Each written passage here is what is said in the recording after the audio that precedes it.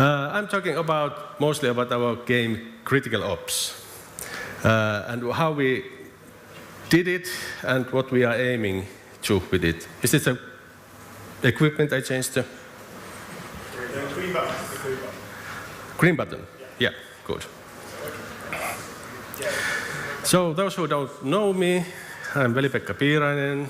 I've been entrepreneur since 1994 in 6 different companies. I have been working at Supercell.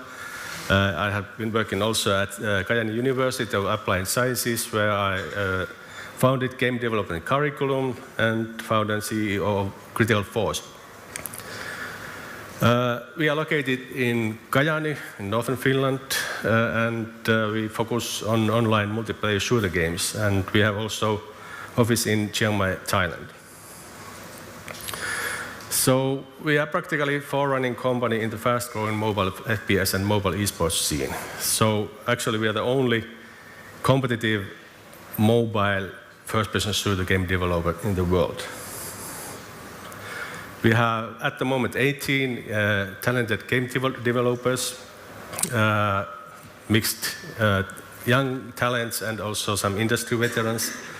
And we have top industry advisors like Min Guzman-Le, who is creator of Counter-Strike, and also Timo Soininen, who is ex-CEO of Sulake and also CEO of Small Giant Games. And also our very precious lawyer, Jan Tuominen, he is advising us in legal stuff. No, back. And we won also Kasvu Open Startup competition last year. And we have a vision and mission, as every company should have. So our vision is that we should become global market leader of mobile multiplayer first-person shooting games with the largest FPS eSports community. That's quite a big vision, but we believe in that. And our mission is that we will make the best mobile first-person shooter games in the world, and definitely with understanding the players and the community and respecting them. So our first game, Critical Strike Portable, which was launched already 2012, it became quite popular game, over 40 million downloads and about 300,000 daily active users. And there were practically no monetization except ads. But that was quite a significant revenue for us to develop our new game, Critical Ops. And Critical Ops is a mobile first-person shooter online game with no pay-to-win mechanics. So that's why it makes it competitive. The players cannot buy better weapons with money. It's purely skill-based game. And it's available at the moment on Google Play and on App Store as an open alpha version. Not in every country. For example, iOS version is not available in USA, Russia, Brazil, and some other countries. And now video time.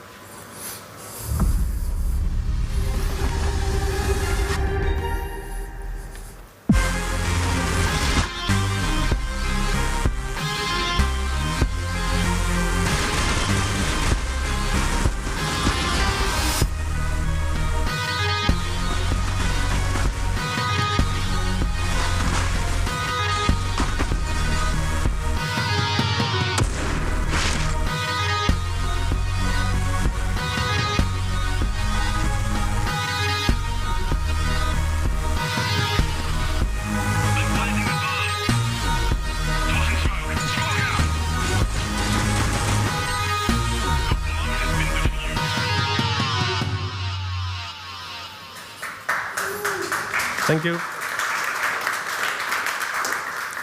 Good.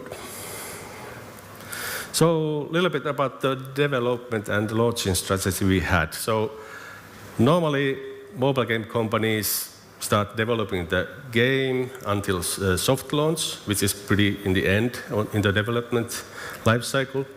Then they have soft launch period, and then they get some tweakings. There's a very small group of players who play the game, and they company improves the game and then launch.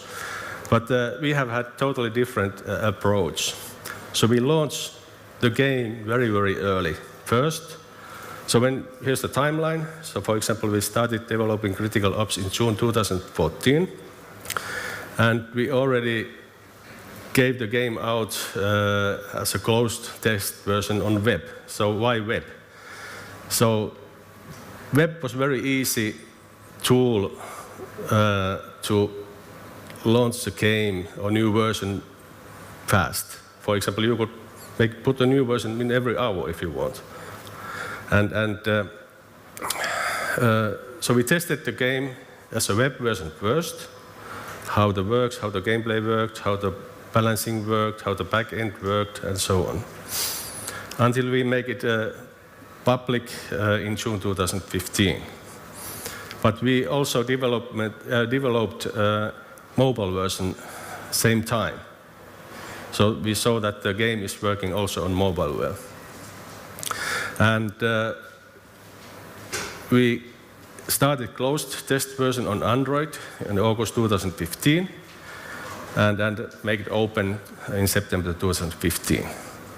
And first in Singapore and then other countries more and more, and until end of November, when we had the game available in every country on Google Play. And all the time we developed the game further and further and further. And that reason was that we get lots of feedback. We listened to our players, and also the community grew all the time. So that we could make the game better and better and better before the big launch comes. And the game is still not ready. So feature complete release should be in January next year. So then there should be all the necessary features and elements we need to have. Here's an example about we call it iOS soft launch, which is the first iOS version launched in some country, and we made it in Singapore, and it made pretty well. So we became number 1 on iOS games and iPad games, and number 2 in iPad games. Sorry, iPhone games. Jet lag. So that went pretty well, and now we have the game available on iOS also in some other countries.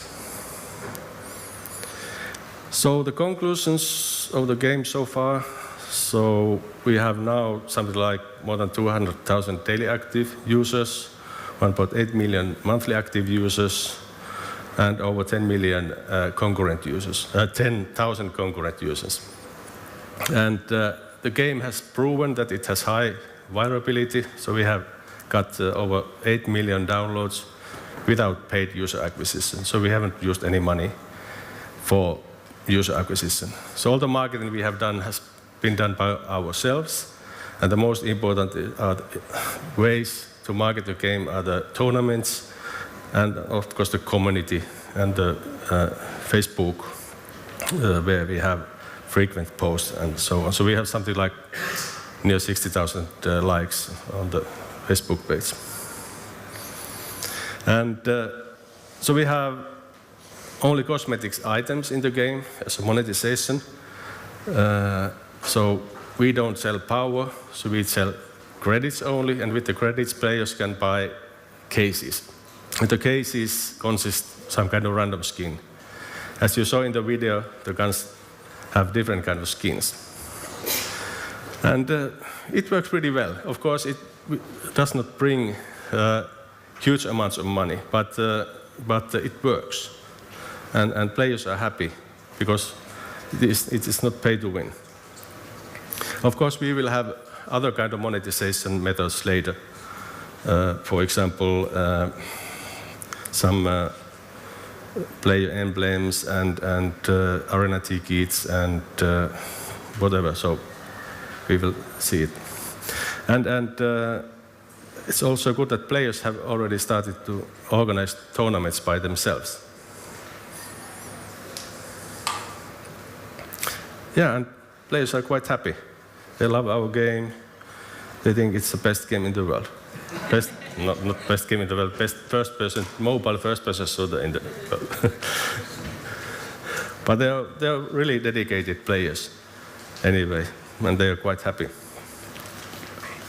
So about the future, as I told, the official feature complete release would be in January 2017. And then we really start to push the game in the mobile eSports. And we will start it actually mostly in USA and South Korea with our partner. And then the domination of the mobile FPS eSports world should begin. So here's some main feature updates we need to do. So we don't have tutorial and friend system social functions yet, which will increase retention and virality.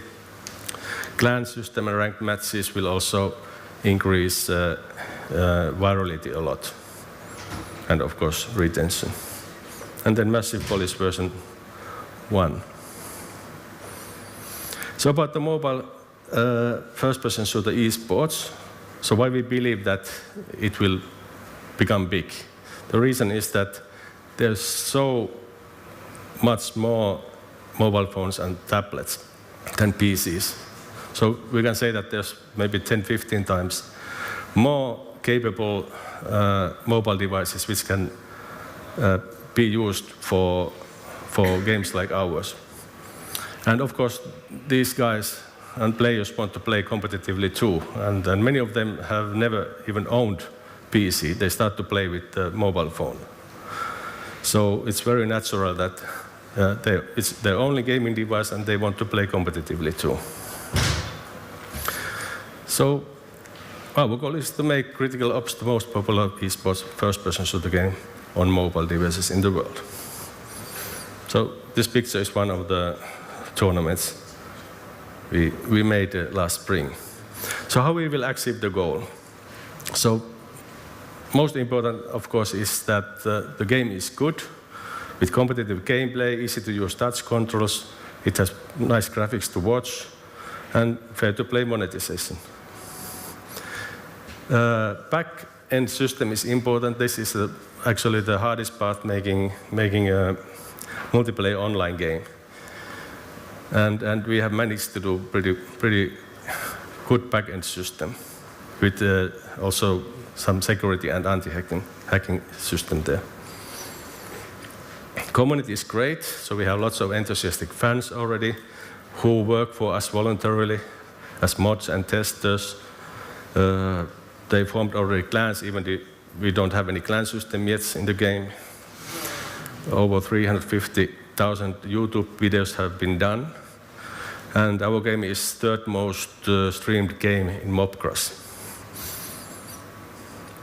So we have great partners, mostly there in USA. And we organize tournaments with those partners. So we started in February this year, the first tournament, and we had 350 teams applied. It was 3 versus 3 game, and we chose with our partner, Darkest Nation, 64 teams. And the tournament lasted 1 month. So there were, every weekend there were a match which was streamed in Mobcross. After that, there were a few smaller tournaments, 4 versus 4 and 5 versus 5 matches. Also 1 tournament in Russia. And we just announced Critical Ops World Cup. There will be qualifiers in every continent, so we start in North America, qualifiers. And last week there were already 600 teams applied, and we choose 64 teams in the tournament and choose 2 best for the World Cup, which will be held in January. And there will be also money prize. As I said, we stream the tournaments and matches in Mobgrass and in Facebook live streaming. And we listen our players. As I told you already, the development is community driven. Get the feedback and analyze the feedback. And we are using Discord channel. That's a very good tool for discussing with the community and getting feedback and have forums and so on. Because we care about our players. We don't want any angry players. Because happy players are the most dedicated players. And after the 0.1 launch, we start to work with professional tournament organization companies and looking for them who will organize the tournaments. Also, some broadcasting channels who are broadcasting tournaments. Like in Korea, there's 3 dedicated eSports TV channels. And we support also small organizations to arrange small-sized tournaments, give them prizes and so on. And of course, we have all regular live streaming weekly. So follow our Facebook site and also Twitter. There's good news coming, like this one today. We announced we closed a $4.5 million investment from NH and Entertainment from Korea. So this is a huge Korean company, and with 3,500 employees and offices everywhere in Asia. So that is a strategic partnership. They will publish the game everywhere in Asia and also organize the tournaments there and take care of the community. So we are looking forward to have a great cooperation in them, especially in South Korea, where we start the tournaments next year. So I have 2 minutes for questions. Any questions? Congratulations. One question is that is there overlap between the PC esports competitors and players and the mobile esports competitors and players? So are you finding the same Counter-Strike esports players also playing the Critical Force mobile esports game? I'm not sure yet. Is there any competitive players who are now playing competitively Counter-Strike? But I know that there are those guys who have been playing Counter-Strike competitively. So they have started to play our game. And one of the clans, the Ardent clan, they are practically professional gamers or former professional gamers. So there is, and also many of them, they are playing PC, on PC they're playing Counter-Strike, and on mobile they're playing our game.